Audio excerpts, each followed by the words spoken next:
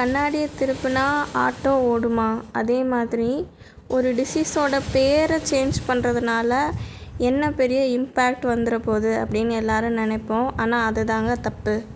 ஒரு டிசீஸோட பேர் பேஷண்ட்டோட மனநிலையும் பாதிக்கும், சமூகத்தோட பார்வையையும் பாதிக்கும். சில நேரம் ட்ரீட்மெண்ட்டை விட அந்த டிசீஸோட நேம் தான் பேஷண்ட்டை அதிகமாக ஹர்ட் பண்ணவே செய்யும். இதுக்கு எக்ஸாம்பிளாக பார்த்தா இந்த குஷ்டநோய். குஷ்டநோய்னு சொன்ன உடனே மக்கள் என்ன பண்ணாங்கன்னா அவங்கள ஒதுக்கி வைக்க ஆரம்பித்தாங்க. லெப்ரஸிங்கிற பேரை மாற்றி ஹான்சன்ஸ் டிசீஸ் அப்படின்னு மாற்றினாங்க. அதே மாதிரி தாங்க நம்ம ஊரில் விட்டிலிகோ லியூகோடர்மா அப்படின்னு சொல்லக்கூடிய வெள்ளை கலர் பேச்சஸ் மாதிரி உடம்புல ஃபார்ம் ஆகும். இது குஷ்ட அளவு கூட பெரிய நோயெலாம் கிடையாது. இருந்தாலுமே வெண்குஷ்டம் அப்படின்னு அந்த பேரில் இருக்கிறதுனாலேயே மக்கள் அவங்கள ஒதுக்கி வைக்க ஆரம்பித்தாங்க. இது எந்த விதத்துலையும் தொட்டக்கூட செய்யாது. இது ஒரு ஆட்டோ இம்யூன் டிசீஸ் தான். ஃபங்கஸ்னால் வரக்கூடிய வெண்புலி வேறு இருக்குது. அதை பற்றி பயப்படவே தேவை கிடையாது. ஆனால் பேரில் இப்படி இருக்கிறனாலேயே மக்கள் அதை பார்த்து பயப்பட ஆரம்பித்தாங்க.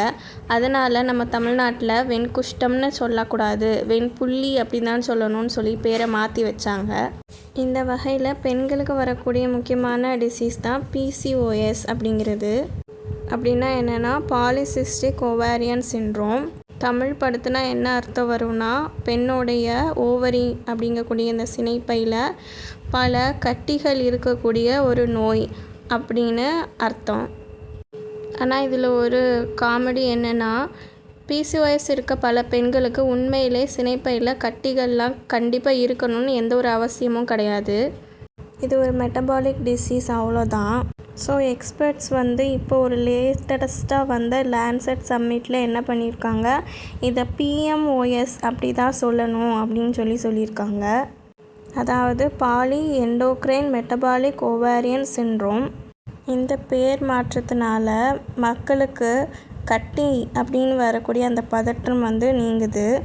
பெண்கள் மேலே சமூகம் சுமத்தக்கூடிய மகப்பேறு ரிலேட்டடான ப்ராப்ளம்க்கு ஒரு முற்றுப்புள்ளி வைக்கும். அதுபோக இந்த டிசீஸோட உண்மையான ப்ராப்ளமான மெட்டபாலிசத்தை ஃபோக்கஸ் பண்ணுற மாதிரி இந்த பேர் இருக்குது.